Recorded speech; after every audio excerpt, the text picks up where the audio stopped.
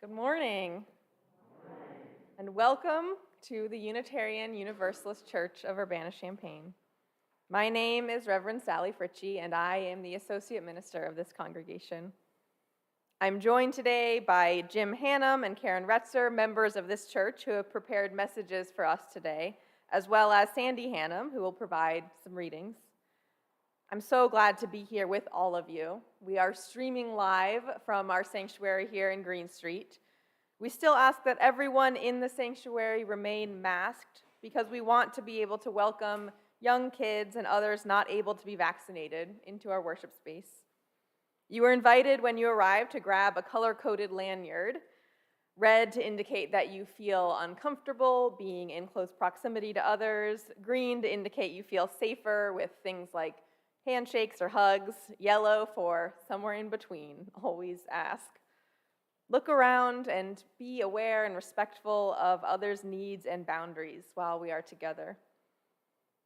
We'll all be in our fellowship hall for post-service snacks and coffee, which means that we'll be eating and drinking, masks optional, in there after the service. Know that in whatever form you find us today, whether you are here with me in the sanctuary or watching us live from home or streaming this video days or weeks later, this service is here for you, and you are welcome here. Today's service is about death, but it is not intended to be a grim or sorrowful mourning. Rather, it's a chance for us to turn our faces together toward life and one of life's fundamental realities, the fact that it ends. In a conversation between any two Unitarian Universalists, you will find at least 3 different beliefs about what happens after you die. We have heaven, hauntings, reincarnation, or simply dissolving back into the universe, and we do not all agree. What we can agree on is that each life has inherent value. Each person deserves the right to make decisions about their own body, their own being, their own life, and yes, their own death. And just like in our Whole Lives comprehensive sex ed program, we know that avoiding a scary topic doesn't make us safer or happier. And only through opening ourselves to conversation, to reflection, supported by community, will we be able to embrace the fullness of our humanity. It's my hope that today all of us will be able to share this space where our own mortality is made a little less frightening, a little more familiar, and leave with a sense of having begun a conversation that will continue for literally the rest of our lives. There is time to make contributions to our shared joys and shared sorrows later in the service. If you wish to do that, you can still email your message to joysandsorrows@uucuc.org. Or for those here in person, there are note cards for handwritten joys and sorrows, which will be collected. This congregation chooses to begin every Sunday with a formal acknowledgement of the indigenous nations of this land. It's a practice that connects us to the history of this place and to our own responsibilities as stewards and members of a wider community. Here on Green Street, we worship on the land of the Kickapoo, the Peoria, the Miamiwa, and the Sioux. These are peoples that still exist today and are committed to a continued struggle for survival and self-determination. Wherever you are this morning, I invite you to take a breath and consider the history and peoples of the land you are resting on.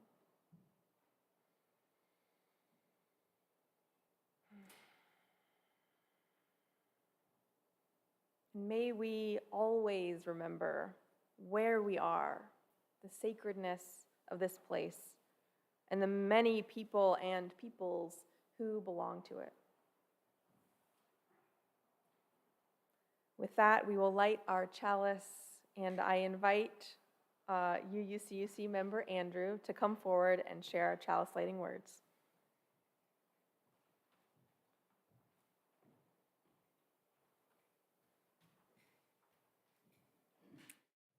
Good morning.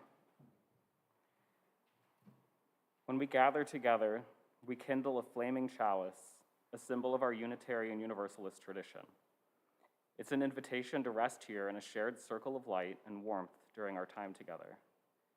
If you're watching from home and you have a candle or chalice of your own to light, please join me in marking out this time as sacred, something special, and separate from the busy everyday. We light our chalice today with words from the 20th century Irish poet John O'Donoghue, who writes in his poem, For the Dying, "May your heart be breathless in the light and lightness, where each and everything is, at last, its true self, within that serene belonging that dwells beside us, on the other side of what we see." With our chalice lit, I now invite you to stand, if standing is comfortable for you, and join in singing our opening hymn, number 123 in the gray hymnal, Spirit of Life.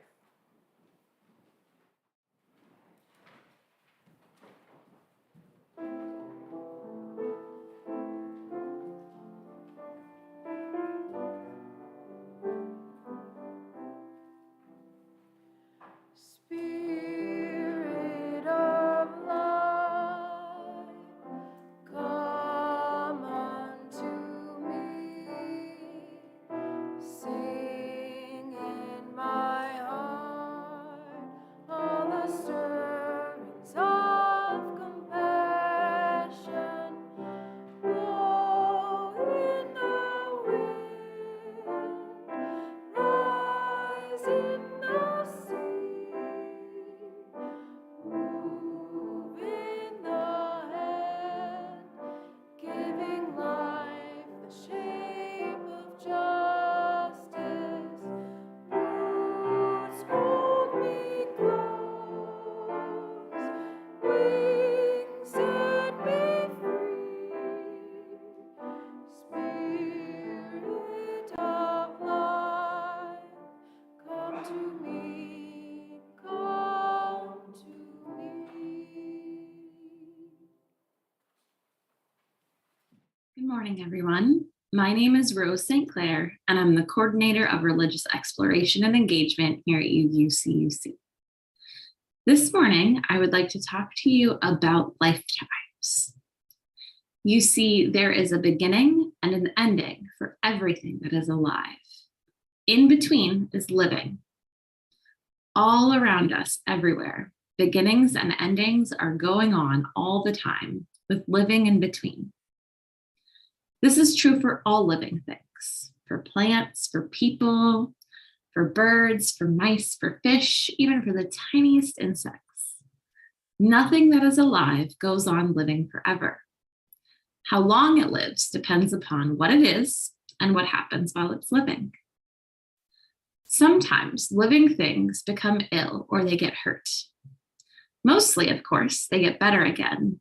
But there are times when they are so badly hurt or they are so ill that they die because they can no longer stay alive. This can happen when they are young or old or anywhere in between. It may be sad, but it is the way of all things, and it is true for everything that is alive, for plants, for people, for birds, for rabbits, for mice, for fish, even for the tiniest insects. There are lots of living things in our world. Each has its own special lifetime. For example, mice grow up in only a few weeks. Then they go on to live for a year or two, crunching up carrots and nibbling on cheese until they grow old and very tired, and it is their time to die. That is how it happens to be for mice. It is the way they live, and it is their lifetime. Birds grow up quite quickly too.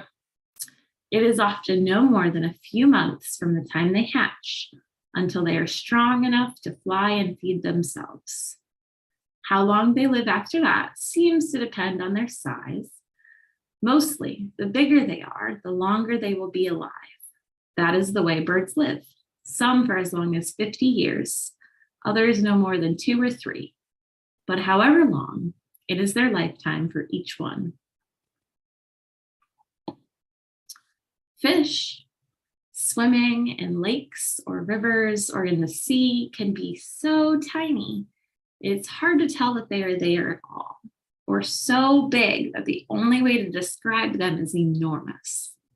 Again, as far as we know, it seems that the smaller they are, the shorter will be their lifetime. That is how it is for fish. Their lives can be as little as a day or so, or as long as 80 or 90 years. It is the way they live, and those are their lifetimes. And people? Well, like everything else that is alive, people have lifetimes too. They live for about 60 or 70 years, sometimes longer, doing all the things that people do, like growing up and being grown up. It can happen, though, just as it does with all other living things, that people become ill or they get hurt. Mostly, of course, they get better again, but there are times when they are so badly hurt or they are so ill that they die because they can no longer stay alive. It may be sad, but that is how it is for people. It is the way they live and it is their lifetime. So no matter how long they are or how short, lifetimes are really the same. They have beginnings and endings, and there's living in between. That is how things are for plants, for people, for birds, for mice, for fish, even for the tiniest insects everywhere.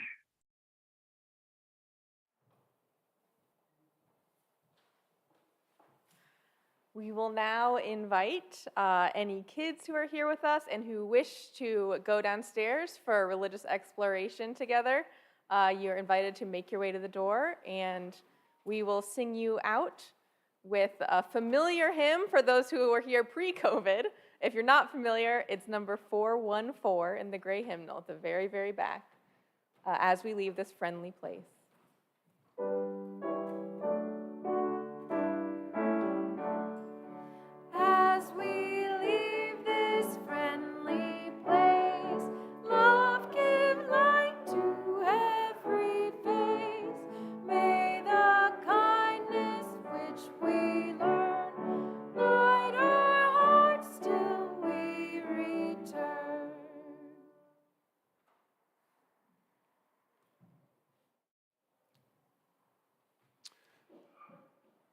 Good morning. When I was a young man, my plan for aging was really simple. I didn't plan on getting old, and dying never even crossed my mind. Does that sound familiar? Unfortunately, avoidance and denial don't work in the long run because, as you can see, I've gotten old anyway, and the certainty of my death is quite obvious to me. My parents have died. Some of my friends have died, and I know my body is getting increasingly creaky. While there's a certain amount of loss with these changes, they also provide a great opportunity to think about mortality in a positive way. Avoiding talk about death is an unwritten norm for our culture. Do you find it depressing and frightening? Most of us do. Like many uncomfortable feelings, those associated with dying tend to lessen the more we're able to talk about them with those we care about. You usually will find that we share the same concerns and worries. My eventual death helps me focus on how I want to live now. And it also helps me pay attention to how I want to die when my time comes. Reverend Forrest Church, a prominent UU minister from New York City, penned this lovely quote: "The goal is to live in such a way that our lives will prove worth dying for." I like that last part. Will prove worth dying for. One of the blessings of being confronted by our mortality is that it can open up conversations between us and those we love. If you suddenly discovered you had only a few months to live, what would you do? Who would you talk to? How would you choose to spend your time? What would a good death look like for you? And conversely, what would a bad death look like? Would you be eager for any treatment that gives some promise of extending your life? Or would you be more concerned about having comfort and quality of life in your remaining days. Making sure you have communicated your wishes to the person who you designate as having the power of attorney for your healthcare decisions, and through documents such as advance directives, will make it so much easier for your caregivers to know what to do should you be unable to tell them. Are you concerned about getting dementia? That's a big one for me. I used to imagine that every time I couldn't remember a word or a name, that dementia was peeking around the corner. Do any of you think that way? Now I at least recognize that temporarily forgetting words and names is a common part of normal aging. It's still frustrating, but if dementia is of concern to you, I hope you can speak about this fear to those you love. Are you unsure of how to start a productive conversation with your family? Looking for a perfect time to talk may leave you always looking and never talking. The real key to me is just to start somewhere. Start thinking about your own wishes. Start talking and listening to the wishes of your spouse or partner. Start talking with your friends and start considering how you might talk to your kids and your grandkids. Sandy and I used some of our family vacations when all of our kids were together to start talking about our end-of-life wishes. I think most children, especially if they're adults themselves, will take their cue from how you approach the issue. The more accepting and open you are, the more accepting and open they're likely to be. If you don't know how to get started, talk with our minister, Reverend Sally, Reverend KB. Talk to your therapist and your friends. Let me end my comments with another Forest Church quote. Death is not a curse to be outwitted, no matter the cost. Death is the natural pivot on which life turns, without which life as we know it could not be.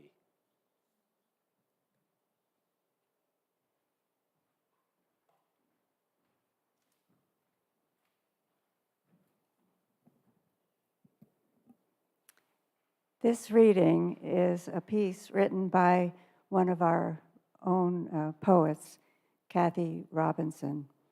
It's written about her mother. It's called Simple Request. My mother asked us to install a stair rail for the few steps leading out the side door of the house we had just purchased. My parents seldom came to visit, and the stairway space was narrow. But of course, we gladly did. My mother asked us to install a handrail. She was not frail then, nor am I now, but lately, I do look for railings here or there. My mother asked for very little in her life. She strove to make the world a kinder place by reading with her children, empathy for strangers, loving care for aging kin, enduring silently their thoughtlessness, knowing well such late age rudeness proves the warping power of pain and loss. That understanding strengthened Mom's resolve and prompted her to make a new request, this time of her spouse and offspring. It might sound hard or far for her to dare and us to do, but it was not. My mother asked that we would let her go when it was time. Her space was narrow then, and when her earthly hopes were gone, of course, we sadly did.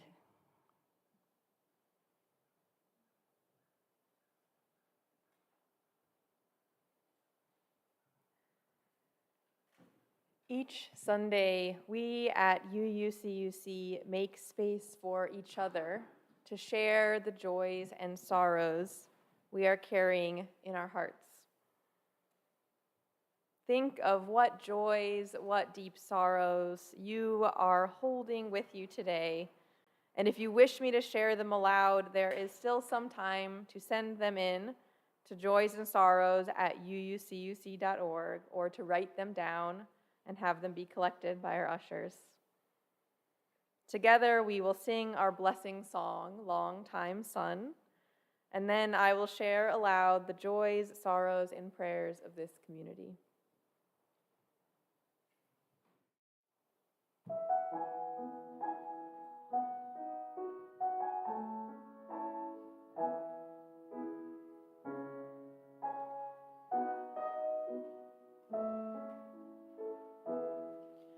May the long time sun shine upon you. All love surround you, and the pure, pure light that's within you guide your way home. May the long time sun shine upon you. All love surround you, and the pure, pure light that's within you guide your way home. May the long time sun shine upon you. All love surround you, and the pure, pure light that's within you guide your way home. Thank you. From Joe Omo Asagie. As we sang Spirit of Life, one of the songs we sang at the memorial for my brother Gabe, may the Spirit of life shine on all of us. Death is a part of living, and we will not escape the obvious. A friend mentioned about Gabe's memorial, in spite of his last act of depression, that it was fun to hear the stories of joy Gabe shared with the living. From Gail Cohen. Blessings to Kathy Robinson for her amazing spirit. From Jim Hannum. Our oldest grandson, Evan, graduated from Edison Middle School on Friday and celebrated his 14th birthday yesterday. From B. Prayers for Rosemary, who is in the hospital.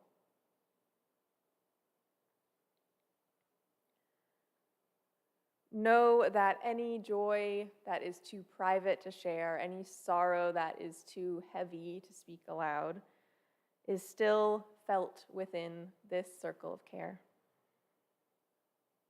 I pray that you feel the love of this community stretching between you now and beyond us always. I pray that we find in it the healing that we need most. I pray that it buoys us into joyful moments. I pray that those who are in the hospital, who need healing, who need our care and attention, will find it. In gratitude for all that we have, in hope for all that will be, let us hear this music for meditation and use it to ask for what it is that we need most.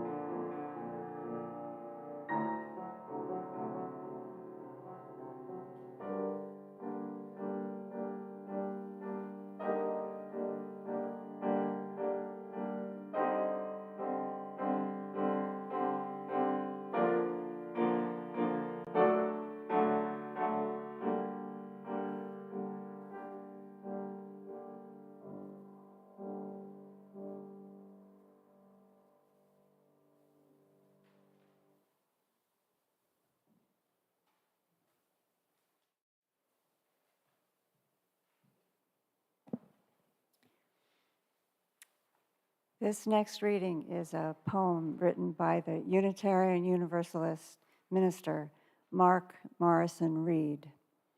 It's called Let Me Die Laughing. We are all dying, our lives always moving toward completion. We need to learn to live with death and to understand that death is not the worst of all events. We need to fear not death, but life, empty lives, loveless lives, lives that do not build upon the gifts that each of us has been given, lives that are like living deaths, lives which we never take the time to savor and appreciate, lives in which we never pause to breathe deeply. What we need to fear is not death, but squandering the lives we have been miraculously given. So, let me die laughing, savoring one of life's crazy moments. Let me die holding the hand of one I love and recalling that I tried to love and was loved in return. Let me die remembering that life has been good and that I did what I could. But today, just remind me that I am dying so that I can live, savor, and love with all my heart.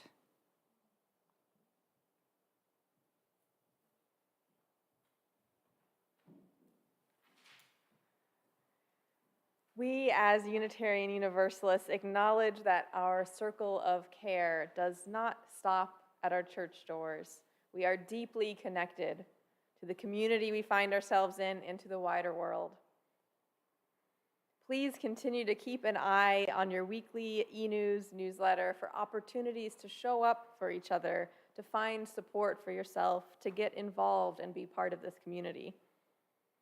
Today at noon, there will be a budget information session open to the entire congregation to help us be informed and ready to vote at our upcoming June 5th annual meeting. If you have questions, concerns, or opinions about how we are spending our church budget, please show up and be part of the conversation. Transparency and participation are fundamental parts of our congregation's commitment to the democratic process. Remember, too, that our next Sunday will be Bridging Sunday, welcoming our graduating youth into adulthood as they leave the Wire UU program behind. I hope you'll be here and also bring along anyone from your household who is themselves an alum of our youth program so they can be part of supporting and celebrating the next cohort of young adults. Members of UUCUC are sponsoring a Habitat for Humanity build that is happening now. There will be work days every Saturday in June that you can sign up for, and there's a group organizing a couple of specific Saturdays where everyone can caravan out there together and work all day, or provide lunch if that's where your spirit lies. Sign up for that is on the social action table in Fellowship Hall today. Each Sunday, in a very material recognition of our interdependence on each other, we pass the plate and we share our offering with an organization doing the work of justice in the world. For the month of May, we're splitting our collections 50-50 with the Lakota People's Law Project, an organization that works to amplify Indigenous voices, safeguard human rights, protect sacred lands and waters, and promote sustainability. Supporting their efforts is one way we can live into our commitments as members of this wider, interconnected earth. You can give by text or through the online portal on our website, or if you're here in the sanctuary, the basket will be passed, and checks can be made out to Unitarian Universalist Church of Urbana-Champaign. I invite you to give whatever is generous for you. And know that anything you contribute is gratefully received and put to use, making a real difference in the world. Thank you for all you are able to give. The offering will now be taken.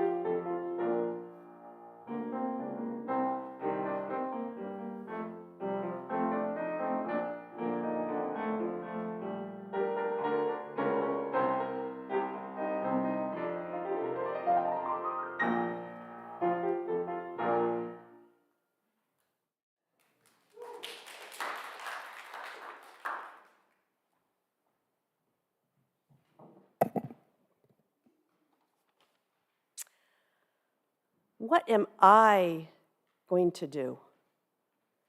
This is what my dad asked me after my mother had died. My dad had spinal stenosis that resulted in ever-increasing pain in his back. He had suffered with the progression of this for almost 20 years, and it was getting worse. Aside from his back, Dad was in great shape, probably due to a combination of genes, good diet, and exercise. He was likely to live for a long time with increasing pain and reduced ability to care for himself. We had just had a conversation again where he reminded me that he had something to take to end his life. His plan that he would take it and be surrounded by close friends, my brother, me, and our spouses. These were the two things he wanted, to have control over his dying and to be surrounded by the people he loved. I had known this was his plan, but had skirted the issue for many years since the time wasn't imminent. Now, however, the time was getting imminent. I explained that he wasn't going to be able to have both of these things. If he carried out his plan with people knowing about it, I told him there could be trouble for us after his death. He never mentioned it again. But there was still that question. What am I going to do? My parents had been longtime members of a group called Compassion and Choices, an organization that encourages people to think about and plan for their end of life. I had seen and read their magazine from time to time, and I knew that they had an end-of-life confidential consultation line. I called and explained the situation. The person there told me about something so obvious. He could voluntarily stop eating and drinking. This was something that anyone living could do. You just needed round-the-clock support. She sent me information, which I shared with my brother and my dad, and Dad decided that this is what he would do. And just like that, he had a new plan. And he didn't talk about it for a few years. During those years, he came to church on Sundays. Many of you knew him. He played chess. He played canasta. He wrote cards to people. He learned to meditate. People visited, and life was pretty good. But despite being on painkillers, his pain was also increasing. Dad spoke about his plan to stop eating and drinking with his doctor, who was supportive, and then with our minister, Reverend Florence Caplow, who was so wonderful and also supportive. I was so relieved by their reactions. I had never known anyone to die this way and was very appreciative of these conversations. Reverend Florence also highly recommended that Dad tell others because of the support that we would all need. As he started telling people, it was clear that they understood and that they would be there. He was building his team. Dad also wrote a statement about what he was going to do, and it was witnessed and added to his advance directives. Life became more challenging, and Dad moved from his apartment to an assisted living. Over the next year, his pain increased to the point where when he sat to play chess, the pain afterwards was unbearable. He could no longer write cards to people. One Saturday, he spoke with me and asked, "Will I ever have the courage to do this?" He said, "I'm old, I've had a great life, and I'm ready to go."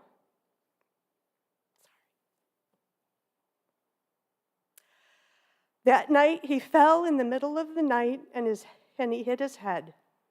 In these cases, a resident at an assisted living is usually taken to the hospital. But the hospital was absolutely the last place my dad wanted to go. The nurse let me know that I could come in and sign a document so that they would not take him. That's what I did. And he did not go. The next morning, Dad called and said that I should tell people that he was starting that day. I could hear in his voice that this was it. For the next 19 days, people from this church and sitting in this room came and stayed with my dad in 3-hour shifts from 8 o'clock in the morning until 8 o'clock at night. They read to him, played music, and just sat and talked. My brother and sister-in-law essentially moved in with Mike and me. And one of us spent the night every night with my dad. This is what my dad wanted, to be surrounded by friends and family in his last days. We also had the assistance of caregivers at the assisted living. The management was supportive and had commended my dad for knowing what he wanted and what he didn't want. Several days into the fast, Dad told us to contact relatives and good friends from Kalamazoo, where I had grown up and my parents had lived for decades. I knew that the close friends would understand and likely not be too surprised, but calling relatives gave us pause. But they too understood.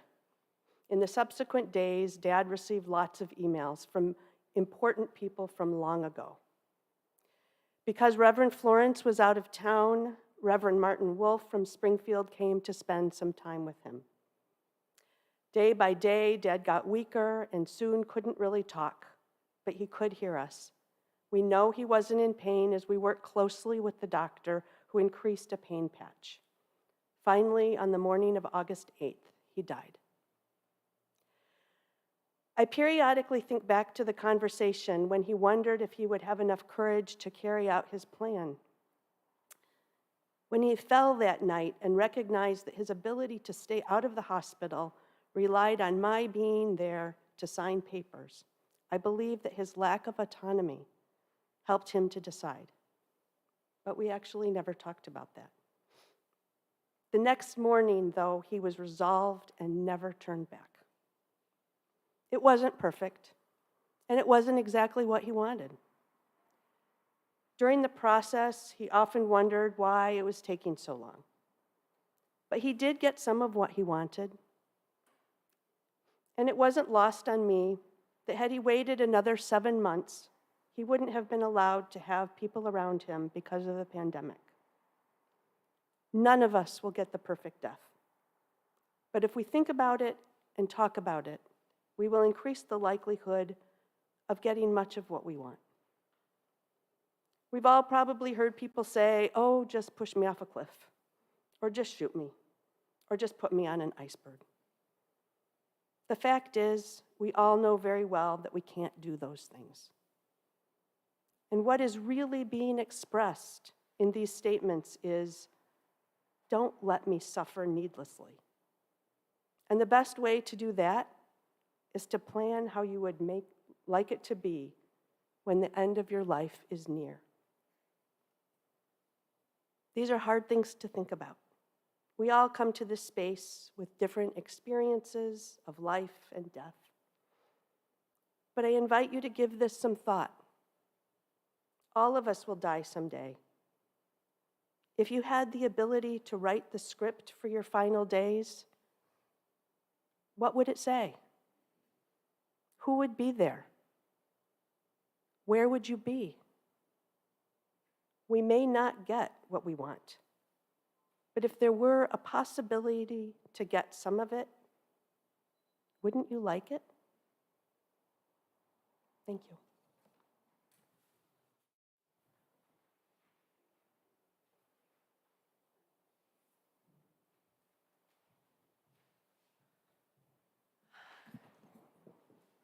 Deep breath.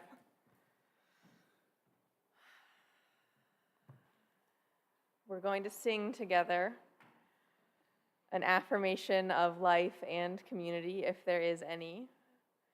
The hymn we're going to sing is number 354 in the gray hymnal. It's a hymn with many verses, and we're going to be singing verses 1 and 3. Verses 1 and 3. So with that, please stand if standing is comfortable for you, and join in singing hymn number 354, We Laugh, We Cry.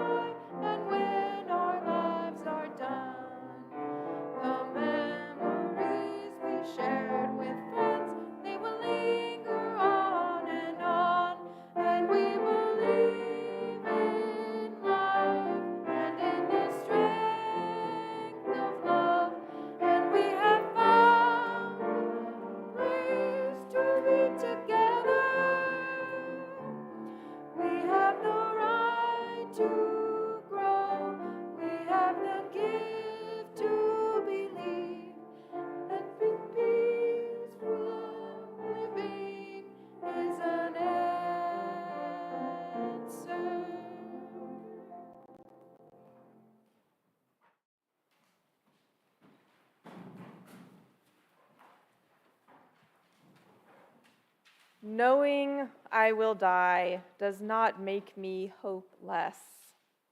It does not take away the meaning of my days, nor does it necessarily imbue them with any particular significance.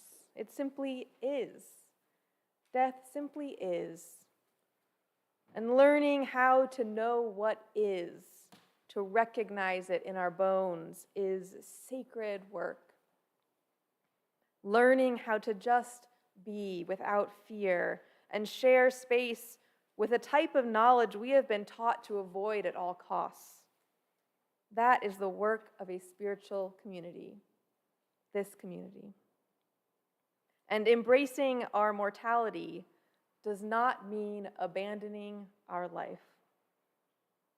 It's easy to construct a binary as if our only options are to fight tooth and nail, denying that our life will ever come to an end, or to give up all hope and lay down in our graves tomorrow.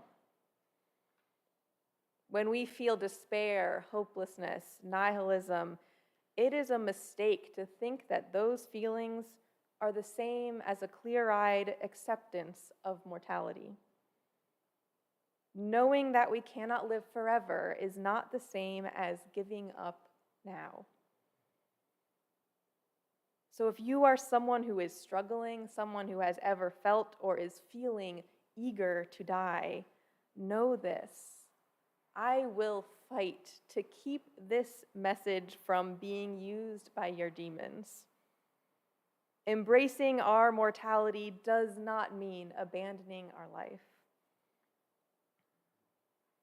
There's a whole universe of possibility between those binary options of denial or despair. A universe that can only come about communally when we reach out, when we talk to each other, ask for what we need, and confess what we are afraid of. When we die, it shouldn't have to be alone. There can be a good death, not a perfect death, a good death at the end of every one of our stories. And that is something worth working toward, worth staying alive for. Death is only the end if I assume every story is about me. So as we close our time together today, may we remember we are not alone. The story goes on and on beyond what we will live to see. May we live the lives we are given fully and without fear. May we honor the wishes and be present to the fears of our loved ones and ourselves without giving in to denial or to despair. May we put in the work of creating a world where a good death is possible and where a good life always precedes it. May we believe in life, in each other, and in the strength of love. Amen, amen, amen.